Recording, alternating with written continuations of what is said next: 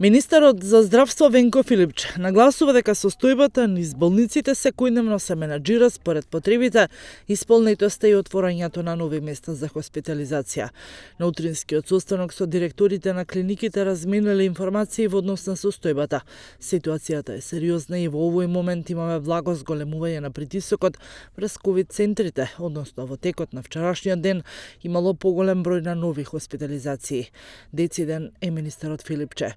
Тој известува дека на денешната седница на влада во Законот за здравствена заштита со чии измени предлагаат цените во приватните болници да бидат изедначени со референтните цени утврдени од Фондот за здравствено осигурување. Со измените во Законот, дијагностицирање и лекување на ковид пациентите предлагаме да се движи од 40.000 до 305.000 динари, објави министерот за здравство.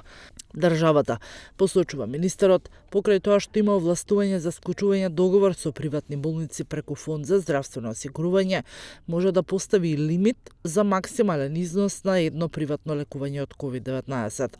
Регулирањето на цените е неопходно за да се доведе до ситуација приватните здравствени установи да останат недостапни за огромно мнозинство на граѓани во нашата земја. Ги повикувам сите пратеници во собранието да дадат поддршка на оваа регулација за цените на здравствените услуги на ковид пациентите во приватните болници.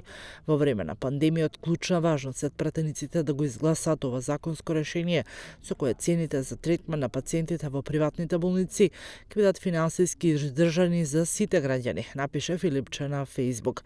Министерот нагласува дека состојбата низ болниците секојдневно се менаџира според потребите и отворање на нови места за хоспитализација.